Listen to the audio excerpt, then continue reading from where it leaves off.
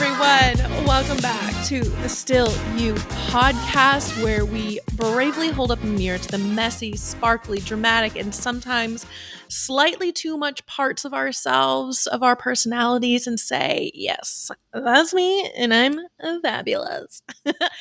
If that's a little clue into what we're going over today, yes, we are going over the Enneagram Type Four. We are moving and we're grooving.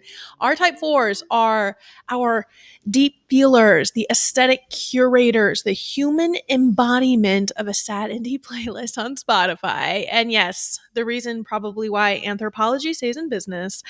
Zing! If you are new here, because you're a type four, or sorry, there's something going on outside. Sorry, the police are out there. I don't know what's going on.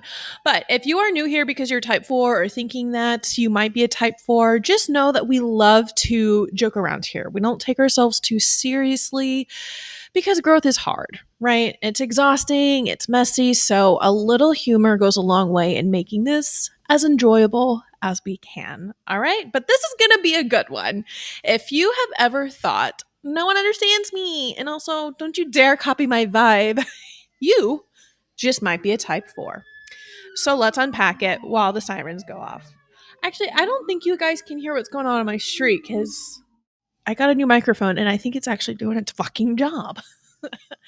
But in today's episode, we are going to unpack the core blueprints of our fours, their light, their shadow sides, their wings, which are 3 and 5. And yes, it changes the whole flavor of our type 4s. And then finally, practices to help 4s grow while keeping their beautiful magic intact, because we're still remaining ourselves. We're keeping our autonomy here, okay?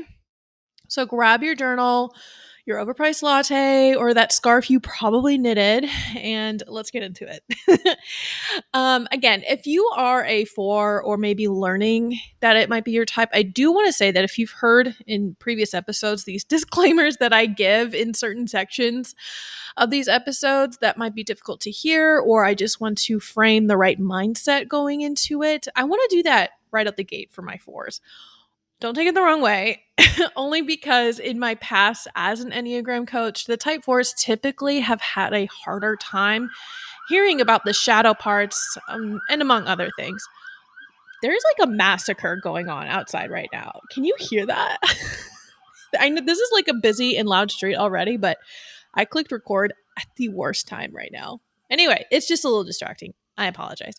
But yeah, so in my past as an Enneagram coach, that's just kind of the theme that I'd seen throughout the calls that I would do with type 4s. So I just want to say that and you 4s, you want to be uniquely individualistic and feeling, and so the feeling of like you're being put in a box is like uncomfortable, and it just nothing will ever apply to you or something, and you just kind of tell yourself that. But if the Enneagram has taught us anything, if we've learned anything about the Enneagram, putting people in a box is quite the opposite of what it does. So it's very important for us, for all of us, to see the warts and flaws of our hearts and souls in order to live in our truest form, so that you're still uniquely you, hence the name of this podcast. So we're just evolving over here. The Enneagram is not black and white. So again, sit back and listen with pure curiosity and let me know your thoughts. And I do like to know how it applies to you. Okay, so let's start with the essence of a type 4. If you boil down the 4 into one sentence, it might be, I must find and express my unique identity to feel valuable and loved, right? We're still in that heart triad, so we're really still chasing that value and worth for ourselves, for our heart types. So for the type 4, the core desire is to be authentic, special, and uniquely themselves. And their core fear, being ordinary, insignificant, or without identity. So in which case, their core motivation is to express individuality and create meaning from their experiences, especially their suffering. Put a pin in that, all right? We're going to talk a lot about that. So, fours are seekers of authenticity, which we love. They are allergic to anything that feels fake or shallow or mass produced. This reminds me of that scene in Friends. If you haven't seen that, or if you are a millennial or older, you know. But there's this scene in Friends where Phoebe and Rachel are moving in together, and Rachel had to lie about this piece of furniture that she got. I think it was like Pottery Barn, and she knew Phoebe would hate it because it was mass produced. So she made up this like big story that she got it at a flea market and it came from like 18th century England or something like that. And so she was obsessed with it. Like Phoebe loved it. And then when she finds out it was mass produced, she was mad. Anyway, but where some types want stability or achievement or harmony, fours want depth. They crave beauty, intimacy, and meaning.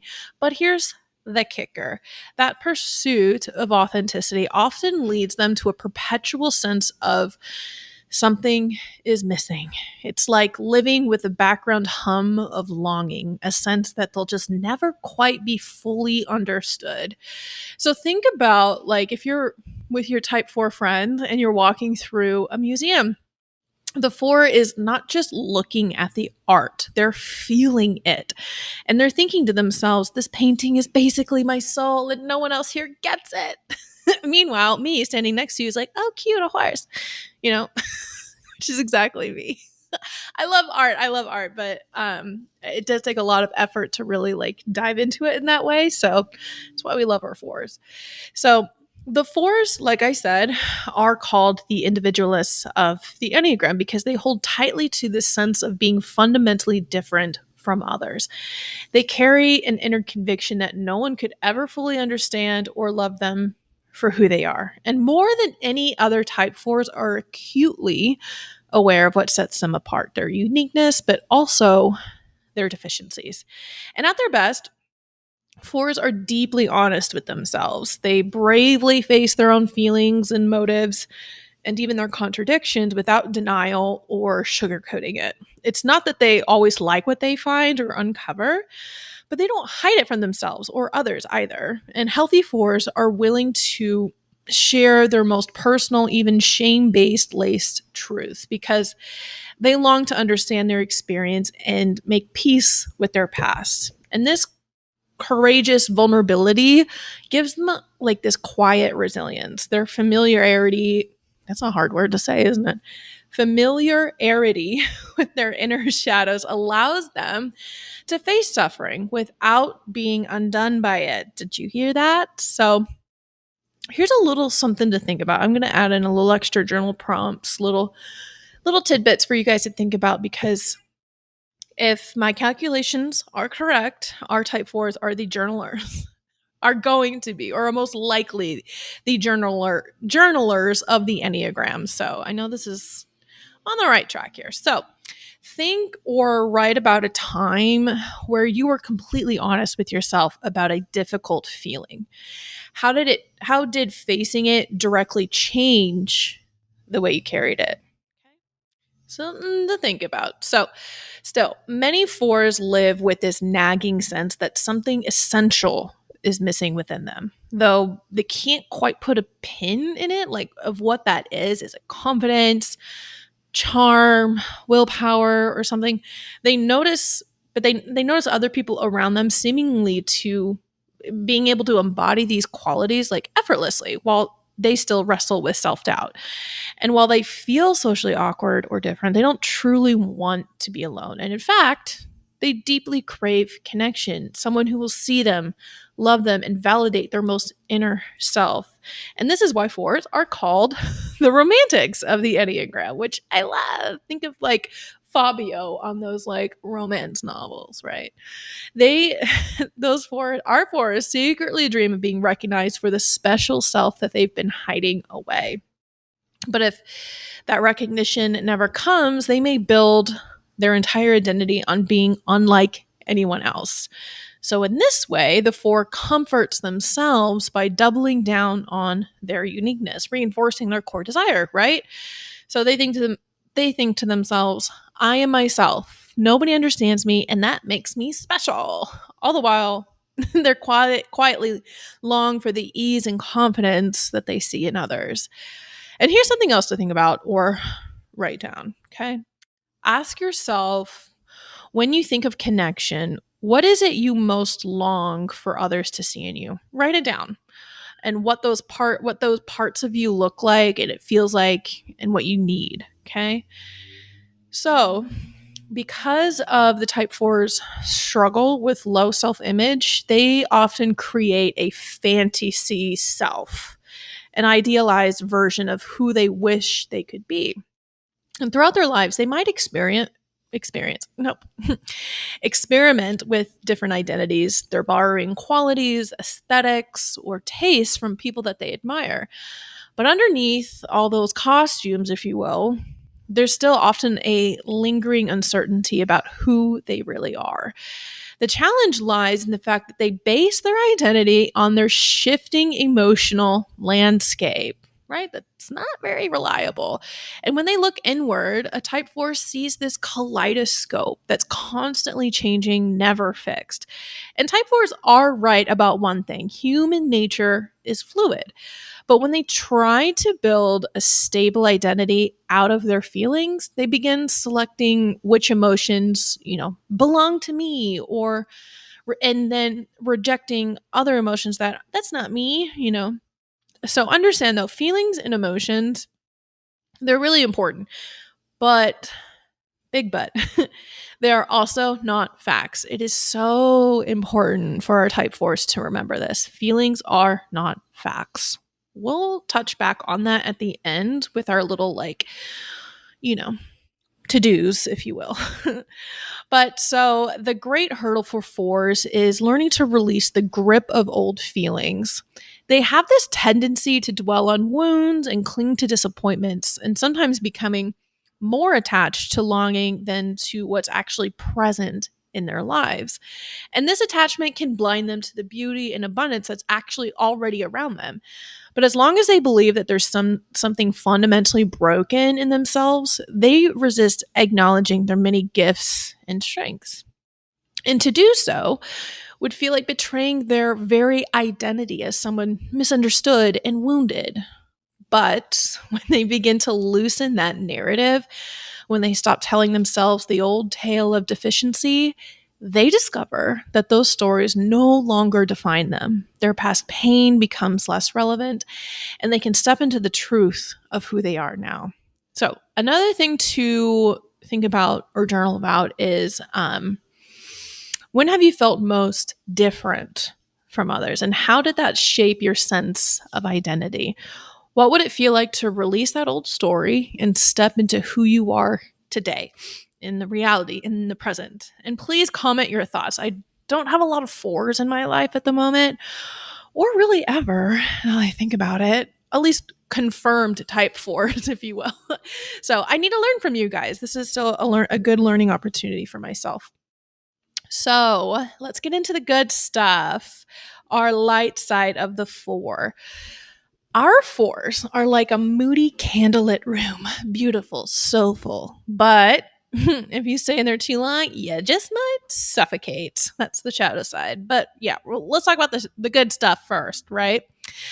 So our healthy 4s, are you ready to cry? Because it's just so beautiful, honestly. They're such a sight to see. I would love to witness one in the wild. I probably have, but just didn't notice. But 4s are just truly and wonderfully magnetic, and at their best, they embody the depths of beauty the beauty of human nature and the human experience. So, what are their superpowers? Okay, if you haven't guessed already, a couple of them. First, they're deeply creative and artistic. Love it. They're emotionally honest, willing to explore the depths that most people avoid. And yes, they're authentic. They won't fake it for approval. Oh, I love that. They're also intuitive and empathetic. They can make others feel truly deeply seen. And then lastly, they're able to transform pain into beauty, whether it's through art, conversation, or really just in the way that they decorate their living room or something. And some little fun fact, I guess, some of the greatest poets, musicians, or creators in history, yeah, they're probably fours. So think of like Frida, Virginia Woolf, Prince. These people's art just didn't entertain. It revealed something raw and real. And I absolutely love that. That's really adds this just to the richness of life, right? So here's what happens when fours lean into growth. When they ground themselves in meaningful action, their growth arrow points to our healthy qualities of the type 1. And this shift isn't about abandoning their identity, all right? Please hear me. It's about discovering that their identity is already good, it's already whole, and worth offering to the world. In type 1s, we haven't really dug into the gut triad yet, even though we've talked about our type 1s already. But yeah, the type 1 belongs to the gut triad. Again, go back to that episode, a couple back, if you don't know what I mean by triads. We go over it. But the gut triad means that they operate with instinct and a grounded sense of reality. So when a 4 learns to trust their instincts and stop being swept away by the endless emotional narratives in their mind, they take a giant step toward integration. They realize that self-expression doesn't mean endlessly indulging in every mood or waiting for inspiration to strike. It means challenging their depth into disciplined, purposeful action. This is where 4s stop hovering on the sidelines, waiting to be noticed, that like weird wallflower person at the party, right? And instead they roll up their sleeves and contribute something meaningful, and they fully participate in life. And in doing so, they discover a deeper, steadier sense of self through their work and through their relationship.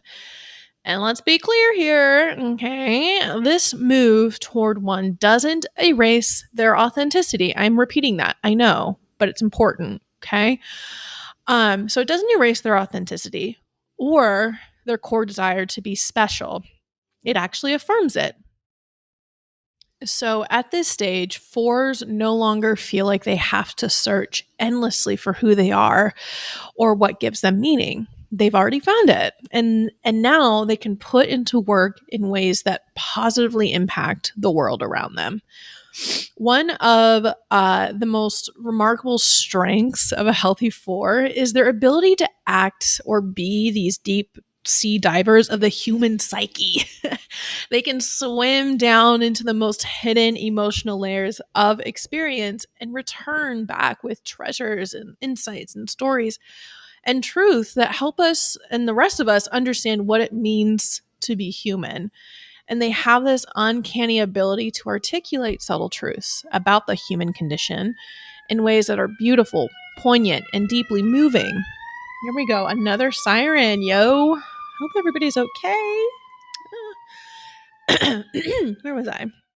All right. So in doing so, our type 4s remind us that what feels most private and personal is often the most universal, right? Really humanizing humans.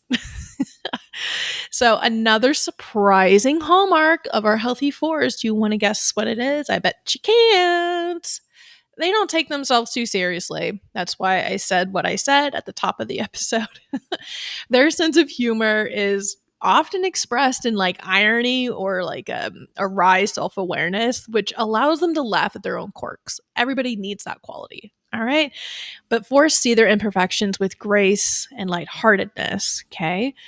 And if this is like, oh, yeah, that's not me, well, maybe it's a little bit of a clue where you're at in your growth path. Something to think about.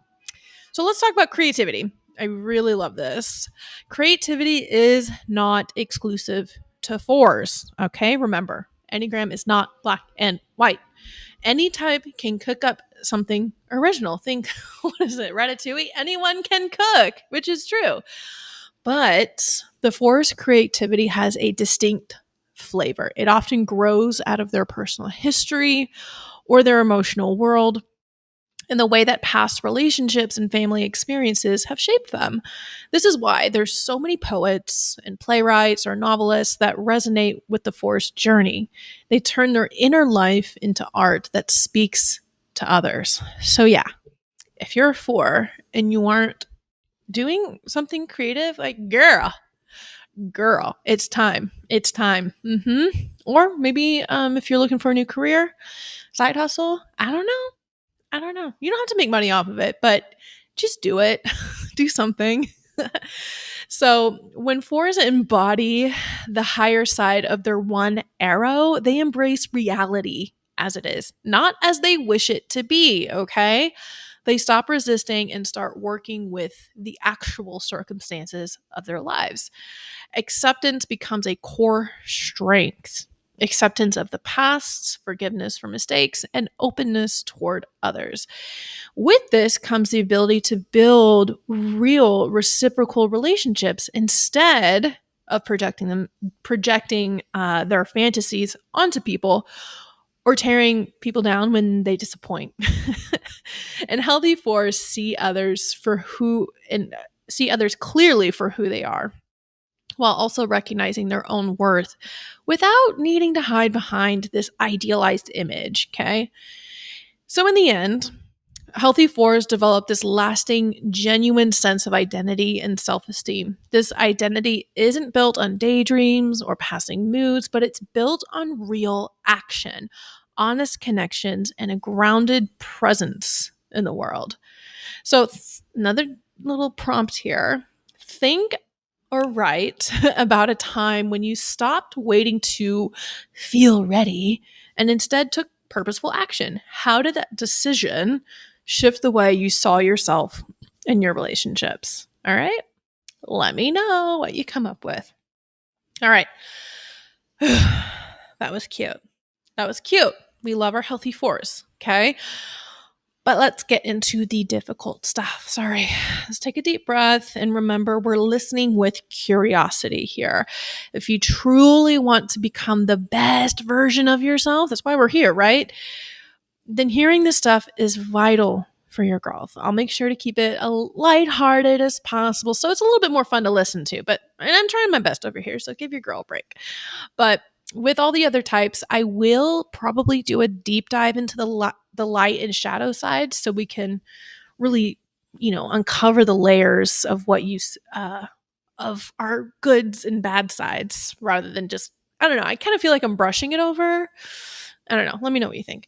But also, if you want to do a one-on-one session with me to dive deeper into your type and what you specifically struggle with and how we can get you to move forward, there is a Calendly link in the show notes.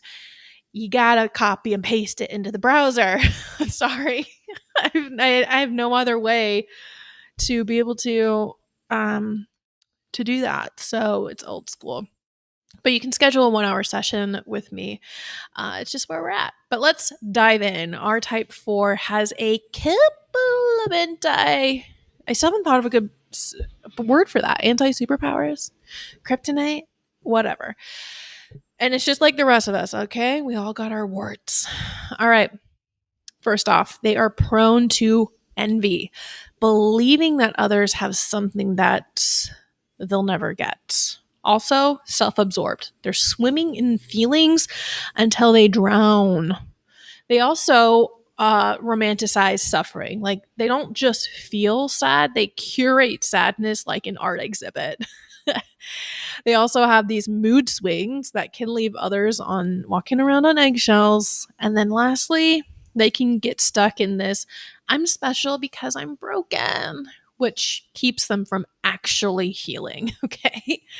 So it's like when I don't know, I feel like it reminds me of like those high school days where everyone was very melodramatic, right? Teenagers. But when you'd like text that friend, like, yo, let's hang out, but their response and saying no versus being like, instead of just being like, no, I can't, they give this melodramatic response and they're just going to stare at the wall crying and, very Bella Swan, right? But anyway, so when our type fours get stressed, they don't just stay brooding in their artistic cave. No, no, no, no, no.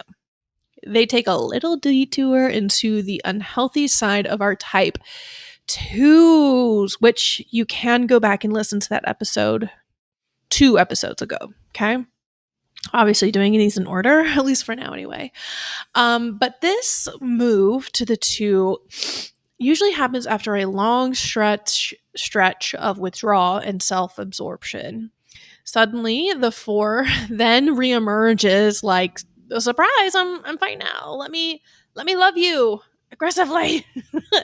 What this looks like is a slightly forced friendliness, trying a little too hard, maybe texting, hey, just checking in 7 times in one afternoon. Like they start worrying about their relationships and if they're solid or not, and they just need constant reassurance. The problem, yeah, surprisingly, there's a problem with that. The problem here is this clingy of please don't leave me energy can wear people down, right? Just thinking about it's exhausting. But it's like when your phone is always asking you for that update and you're just ignoring it. We've all been there. That's really annoying. It's exhausting. But eventually, friends or partners may pull back, which then triggers the four's deepest fears of abandonment and then reinforcing their core fear, right? So, this cues the cycle of clinging even harder. And like twos under stress, fours may even hide their own struggles behind this mask of, I'm just here to help you. But secretly, they're hoping that giving attention earns it back, right? So, average to unhealthy fours can be a little bit of a paradox. I don't know why I did that. I don't know. I'll save that story for another time. Anyway, so the fours, they push people away with stormy emotions and then demand attention because of those very same storms. Like they're dramatic, I just need to be alone. That speech is often less about actual solitude and more like an audition for someone to chase after them. And they retreat into their lair of loneliness, but secretly hope that someone knocks on the door with ice cream and undying devotion, right? I think we've all kind of been there, hoping that someone. It's movies. Romantic movies have ruined us, probably. But here's the kicker. Many fours become unconsciously attached to their struggles. Painful feelings and self-pity become like this emotional security blanket that they just cannot put down, even though it's itchy or full of holes. And some type fours even test love through difficulty. Like think of them saying something along the lines of, if you really cared, you'd sit with me while I sulk in silence for 3 days straight. Yes.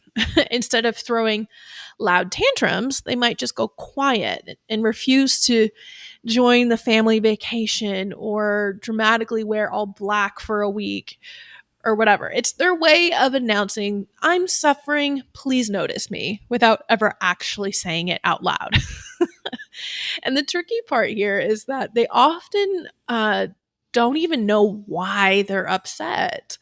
The moods just sweep in like these surprise thunderstorms. And because fours are so identified with their feelings, they believe that they have to process them before doing anything else, which sadly, unfortunately, means so does they expect everyone else to process them as well.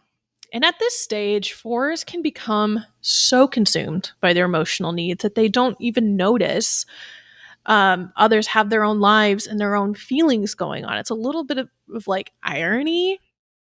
And their suffering feels more because their suffering feels more than enough for them to handle. So, and because they're part of that heart triad with the twos and threes, their version of narcissism isn't loud and flashy, it's subtle and internal. So, type twos love by helping others, and threes want love by winning, right? But fours, they want love by being authentically special, and sometimes by being authentically miserable. Oh, Lord. So this is where the concept of the fantasy self shows up that the experts have dubbed. Average fours often dream about their talents or their brilliant work of art that they'll one day create instead of actually, doing the work. Think of like having this Pulitzer acceptance speech ready before you've even written chapter one. And most of the time, this fantasy self stays private for type fours, but it can leak out with people that they trust. So again, it's not black and white here.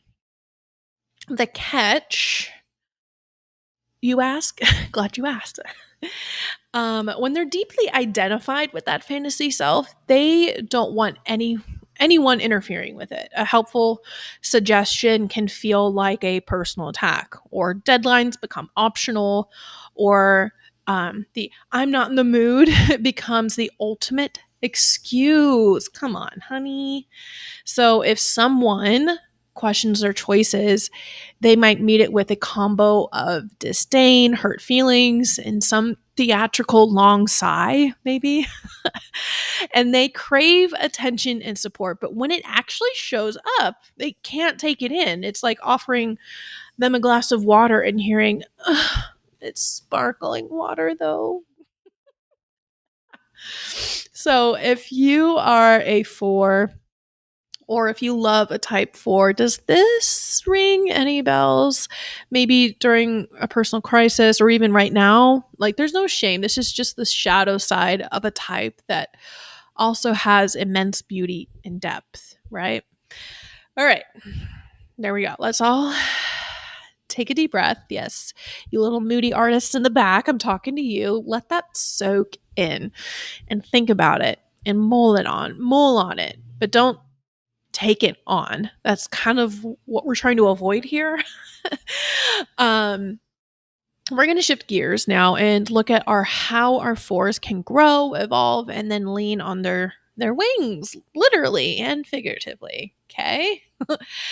Our wings, yes, they are the spicy side dishes of the main flavor entree of your personality. Did I say that right? That probably not. So a four's wings are 3 and 5, right? A three, nope. A four with a three ring, nope. Back it up. A four with a three wing, gosh, is called the aristocrats. You know what? I really should have poured that glass of wine before this episode. It's too early in the day. I'll feel guilty. All right. The four with a three ring. Oh my God. Too bad I can't edit this out. All right. Let me pause. And we're back. Okay. I got this. I can do it. I don't know why this is a tongue twister for me. but this is serious business, okay? Stop laughing. A four with a three wing is the aristocrat, the dramatic individualist. Nailed it. So this four is more outward and ambitious. They want recognition for their uniqueness. So go back and listen to the type 3 episode. This will make more sense probably. So this wing, they might channel their creativity into performance, fashion, social media, or careers where they can show off their creativity. And the strengths in this is they can actually take their art public instead of just journaling about it or storing it away in a bin. But the shadow side of this is they can get really competitive. They're very image conscious and dramatic. Think like, no one else has my vibe, but also please notice my vibe, right? Does that sound familiar? Next, our four with a five wing is the bohemian, which is so funny. The fours I've known in my life, like that is their whole aesthetic, is this like boho style, which I love. It's so cute, but it definitely tracks. But they're also called the introspective individualist. I'm sure you don't like that example, but I'm sorry. It was just a pattern I've noticed. So these fours, they turn inward. They're cerebral, intellectual, and more private. And instead of performing their uniqueness, they just study it. We're going to do the type 5 deep dive next week. So listen to that. So they may become reclusive artists, philosophers, or people who live surrounded by books and a lot of candles. The strength in this is they go deep. Their insights are really profound. Love. The shadow of this is they can become isolated, detached, and a little snobby, like, oh, you wouldn't understand my references. I'm just too niche. Like, shut up. Sorry, that was mean, but still. All right. What are the practices for growth that our fours can do? And how does a four keep their spark without getting lost in this emotional swamp? Right. So here's a couple of things you can do. Okay. Ground in the ordinary. Okay. First of all, get yourself a type one bestie. And then um seriously, it's a good influence, at least a healthy one, right? So fours resist the mundane, but life is also really boring and mundane, doing laundry, answering calls or emails, and just like eating cereal on Saturday mornings.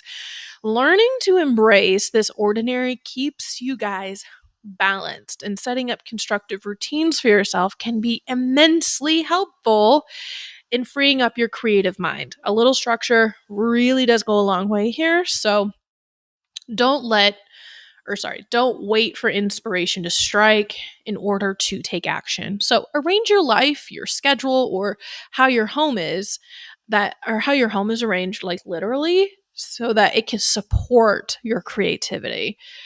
Um, so something for you to like think about too, or you can do gratitude journaling, but specifically like naming everyday simple things, like not being just grateful for the beauty of the world or whatever, but grateful for the new thing of socks that you got because they don't have holes in them anymore.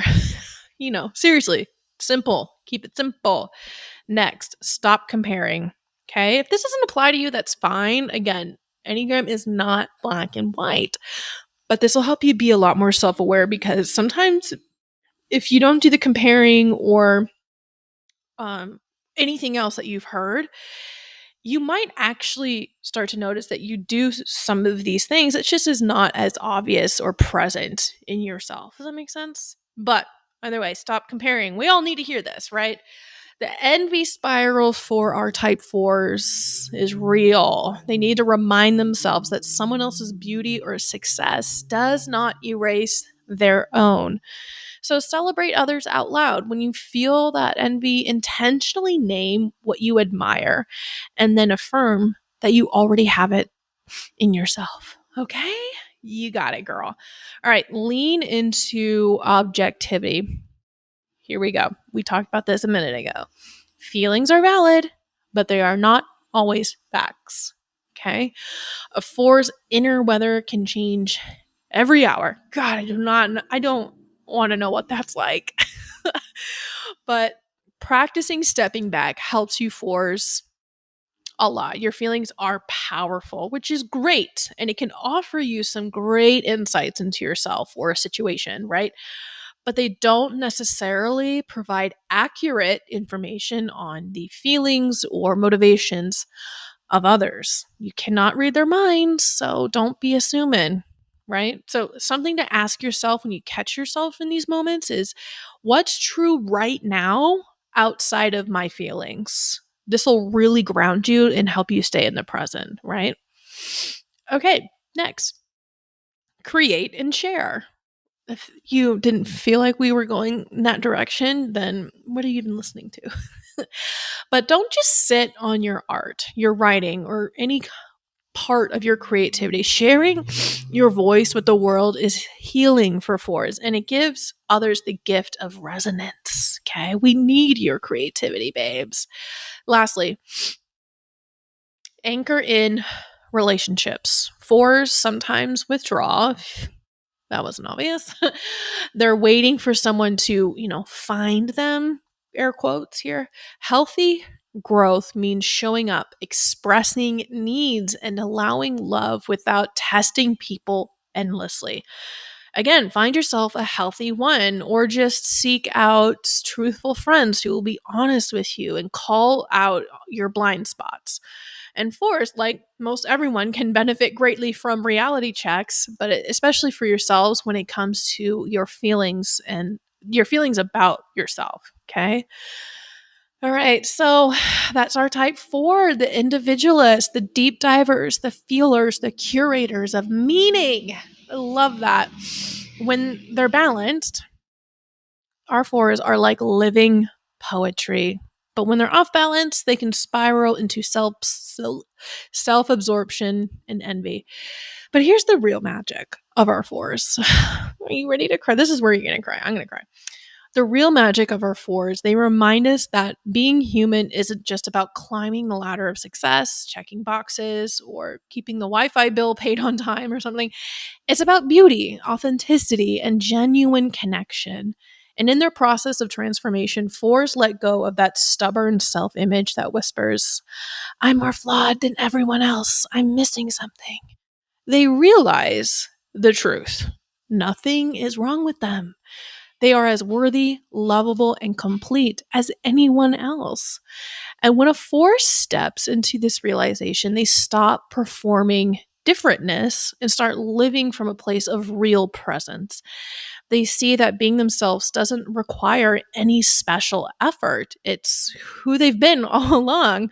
No more hustling to prove their uniqueness, no more melodramatic, woe is me, I'm tragically special narrative. And instead, they show up to life as themselves, unfiltered, unapologetic. And at their best, fours no longer need art, beauty, or drama as a substitute for worth. Okay. They become a living work of art themselves. Their life becomes the poem, the painting, the song.